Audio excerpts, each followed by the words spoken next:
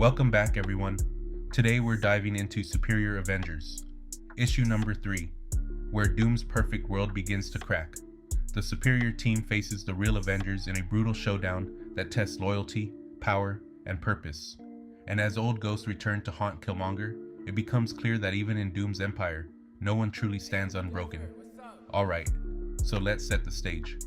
Christophe Bernard, Doom's adopted son, thought he was assembling the greatest heroes from a future timeline where Doom's reign brought peace and prosperity.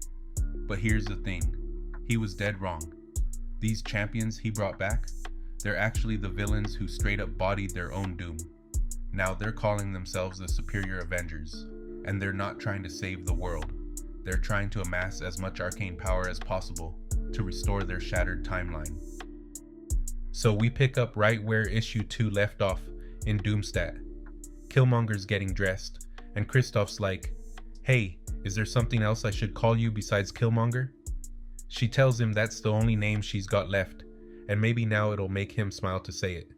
They agree to keep things between them for team unity, and Killmonger drops this line about not wanting to disappoint Lord Doom after everything he's done for her, which I'm sure she's being sarcastic. Now we jump back to Killmonger's timeline, Anno Doom plus 116, and this future is dark.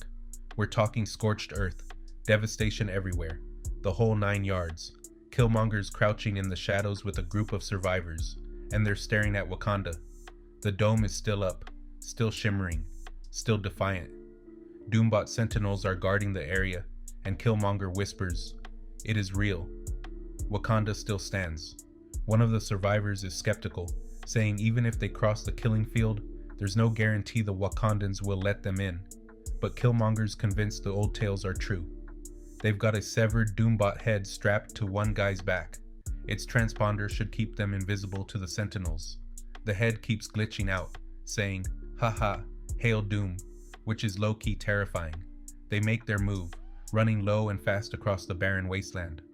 One crew member whispers, they're actually gonna make it, but Killmonger tells him to shut up because the Doombots could have audio sensors.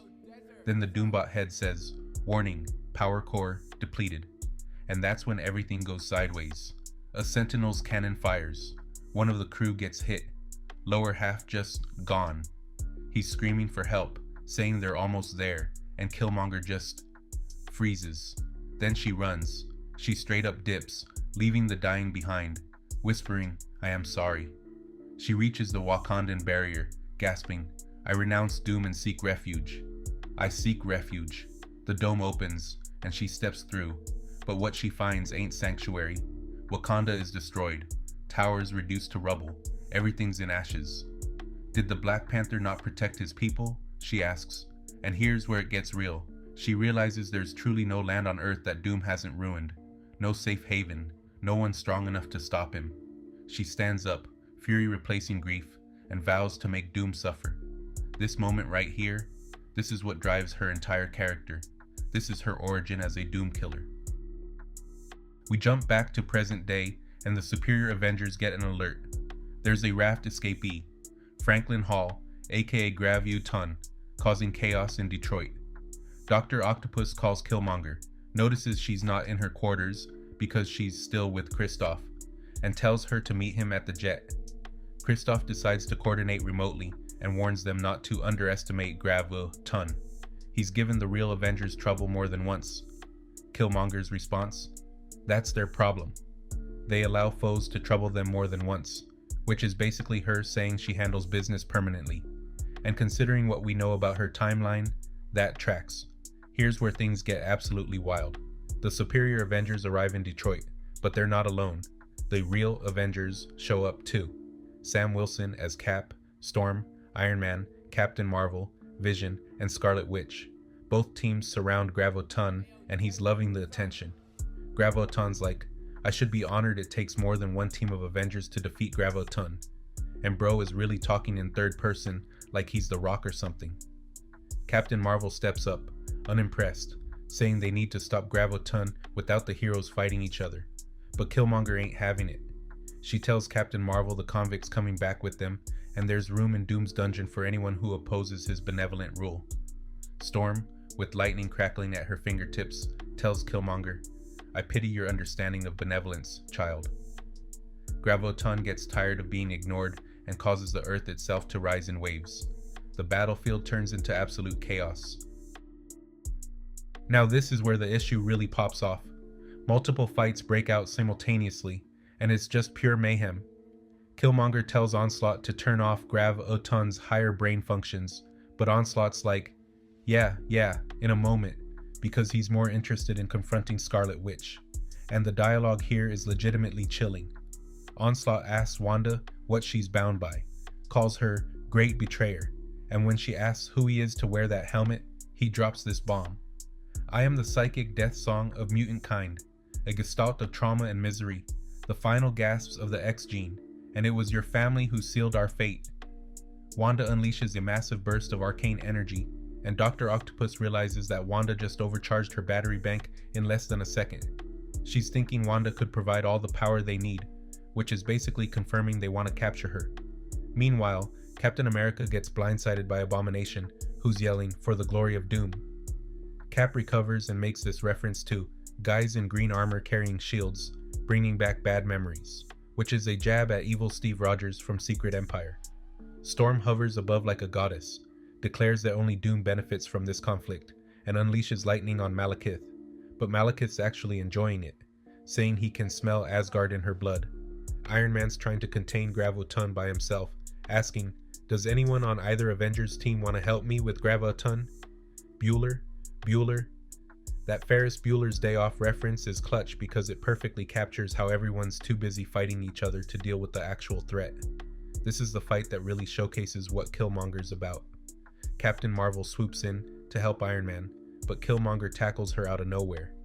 Carol's like, "You're punching above your weight class, kitty cat," and Killmonger responds with, "Do not dare to speak to me of what I can overcome."